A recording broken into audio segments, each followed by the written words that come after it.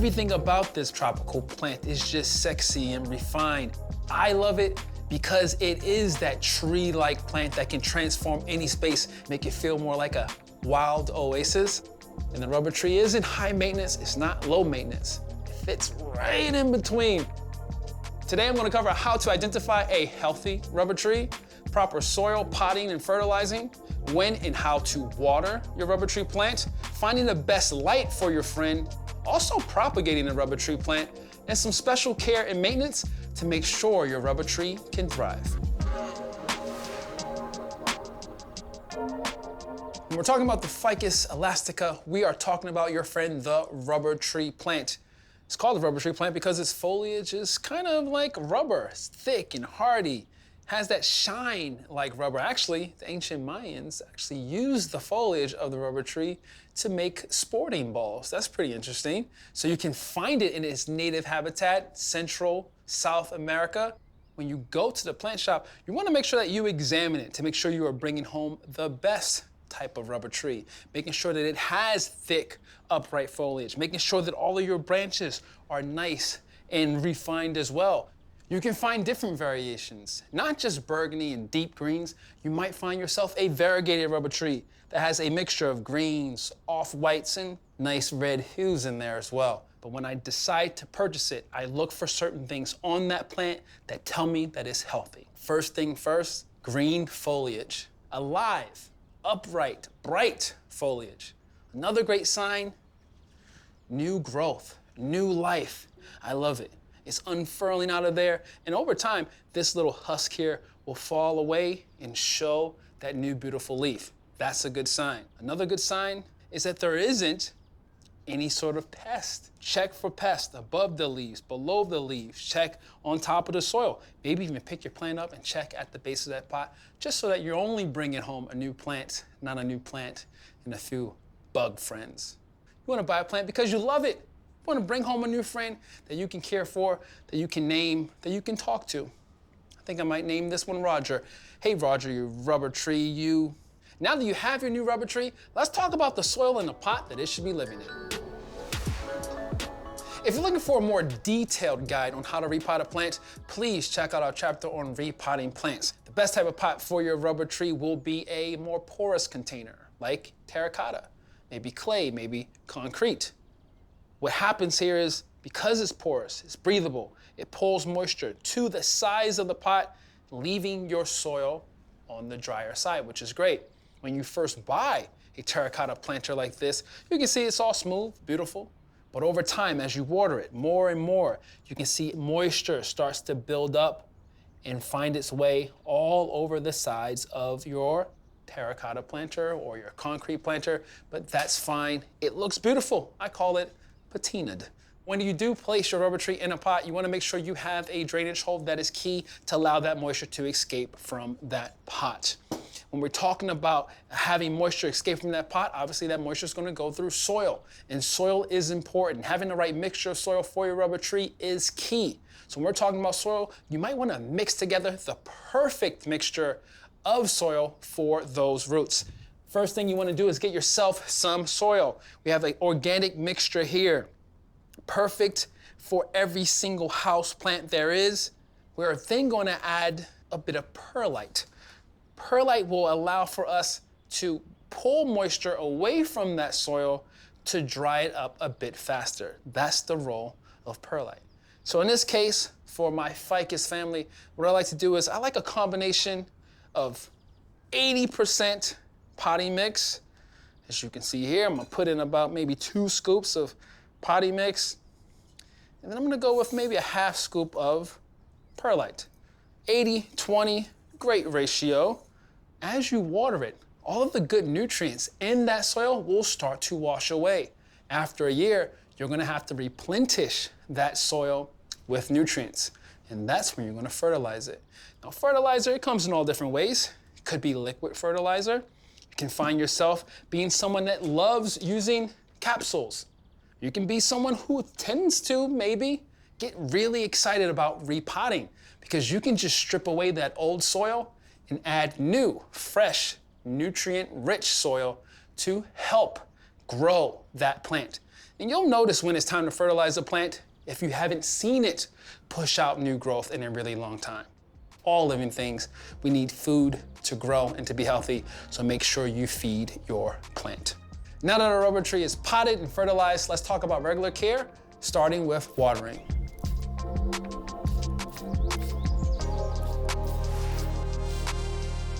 When it comes to watering your rubber tree or any plant that you have, you always want to make sure you're watering based on the moisture level of the soil. You can't have a schedule. You want to make sure that you're watering once the top half of your soil is completely dry. So either taking your finger and sticking it down at least 2 inches down there and checking that out, or taking a wooden dial, or if you're someone who is new to it, might be best to get yourself a moisture meter. A moisture meter can really let you know exactly when that plant needs to be watered. Stick it down into the soil, and the reading on there should tell you whether it's dry, moist, or wet. And you want to make sure that it always goes to the dry side before you give it a drink, and that when you do give it a drink, it clocks its way over to the moist side, never into the wet side. You first want to make sure that that water is lukewarm, not cold, not hot. Hot and cold water will shock your roots and kill that plant over time, and that's not what you're about. You're not plant killers, you're all plant lovers. When you're ready to water, you're gonna make sure you water around the edge, getting every single root in that pot wet. And it's important to make sure that you water until that water comes out into your base tray. Now, as you can see, moisture making its way out into the base tray, that's what you're waiting for. Let it settle for 15, 30 minutes, and after those 30 minutes have passed, if that moisture hasn't made its way back into that pot, you're gonna take your plant off the base tray, dispose of that water, put your base tray back, and then put your plant back on top. When a plant is overwatered, you'll start to see foliage turn yellow, almost yellow like my gloves here. Or, as you can see back here on my tall friend, yellow like this leaf here. And over time, while a underwater plant will have a brown spot and just that spot might turn brown and you can trim it out, an overwatered leaf will turn completely yellow, and as you can see here, will eventually fall off. Now let's talk about the most important thing your rubber tree will need daily, and that's light. So when it comes to light in your rubber tree, finding a nice spot in your home that gets bright indirect light to possibly medium light is perfect. In this spot in my kitchen, while it gets moments of dappled direct sun, for the most part, it's getting a lot of bright indirect light, perfect for a plant like this. Now, when it comes to any sort of rubber tree, the brighter the light, the better. They're definitely not for a home that doesn't have a lot of exposure. So make sure if you're gonna bring one of these into your home that you have really great light. A sign that your plant isn't getting the type of light that it needs, you'll start to see browning at the edges of the foliage. But a sign that you're giving that plant actually too much light is when you start to see almost like burning into the tissue of that plant. That could happen from too much direct sun, especially that afternoon direct sun. So just be aware of that.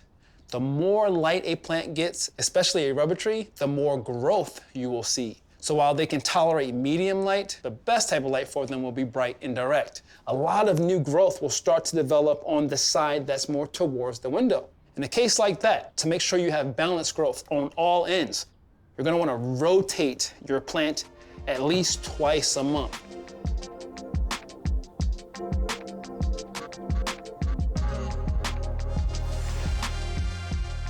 When it comes to routine maintenance, you wanna make sure, for one, you are removing any sort of dust, dirt, grime from your rubber tree.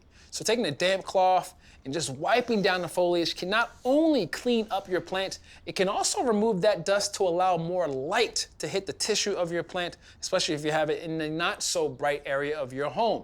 You're also gonna be someone who is going to make sure that you are pruning back, cutting away any of the dead foliage. So if you see any yellowing leaves that are starting to form, that are starting to take shape, it's probably best to remove them because they are still pulling energy, food, nutrients from that soil. So cutting them away can then push energy towards that new developing growth.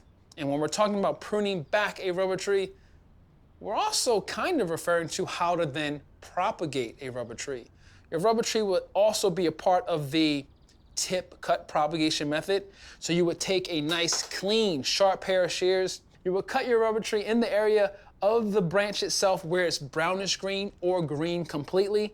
Make a nice, clean, sharp cut. So once you place that cut in water, over time, what you should start to see are roots starting to develop from the base of that cut. Once those roots are the appropriate length, that's when you can either place it in its own new pot or you can place it back into the pot where you cut it from. If you're looking for a more detailed guide on how to propagate your plants, please watch the chapter on propagation. For a tropical plant like this, it likes a more humid climate. So in a space that you might have where it could be a little bit on the drier side, having a humidifier or misting that plant could be great for it.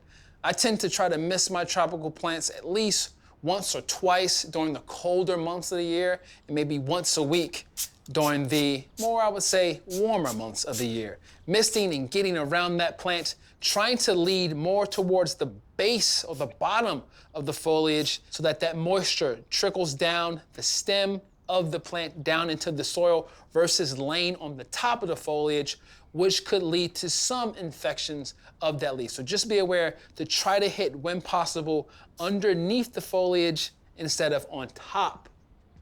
We just covered everything you need to know to make sure you can select and identify a healthy rubber tree plant and all the knowledge you need to make sure that you can keep it thriving and happy. You are now empowered to make sure your rubber tree can grow and thrive.